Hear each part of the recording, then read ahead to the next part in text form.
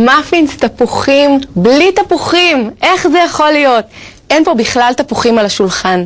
מכינים את המאפינס האלה מרסק תפוחי עץ.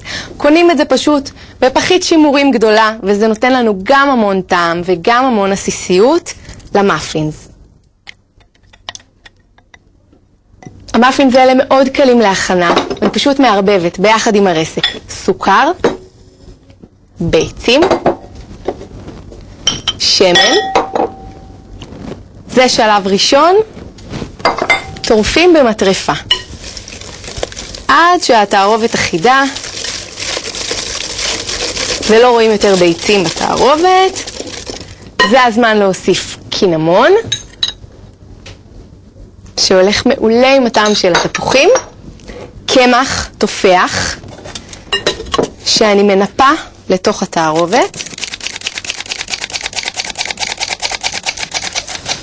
זה עושה קצת אבק, וזה חלק מהכיף.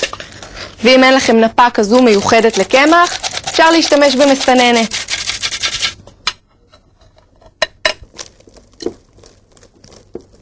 עכשיו השלב הכי כיפי במתכון, אגוזי מלך, רק למי שאוהב, לא חייבים אגוזים בפנים, אבל נורא כיף לרסק אותם. אני לא קוצצת בסכין, שמתי אותם בשקית ניילון, ואני הולכת פשוט להרביץ להם עד שהם יישברו. עם מערוך, עם פטיש שניצלים, עם מה שאתם מוצאים, וזהירות על האצבעות.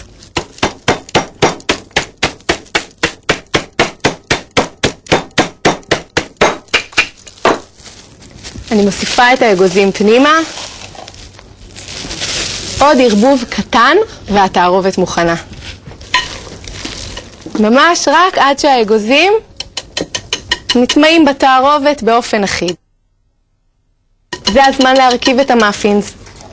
כל מה שנשאר זה לקחת תבנית של מאפינס, שנראית ככה. זו תבנית שקעים, עם 12 שקעים, יש אותה גם במתכת וגם בסיליקון. כאן אני שומרת את תבניות הסיליקון שלי, זו תבנית גמישה, אני אראה לכם איך עובדים בשתי התבניות לפי מה שיש לכם בבית. לתבנית ממתכת צריך מנג'טים מנייר, ואני פשוט שמה מנג'ט בכל שקע.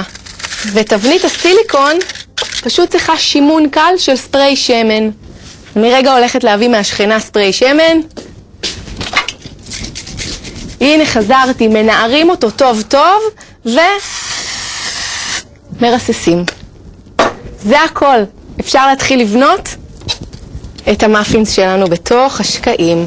בעזרת מצקת ממלאים כל שקע כמעט עד הסוף, כדי שהמאפינס יצאו גבוהים ויפים במיוחד. כדי שהם יצאו עוד יותר יפים, אני מקשטת אותם גם מלמעלה. אפשר לפזר אגוזים קצוצים אם אתם אוהבים.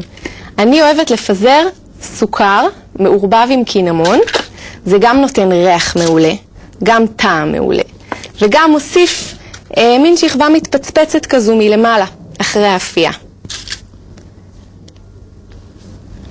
אז הנה סוכר, נוסיף לו קינמון בנדיבות, מערבבים ומפזרים. בערך חצי כפית מעל כל שקע.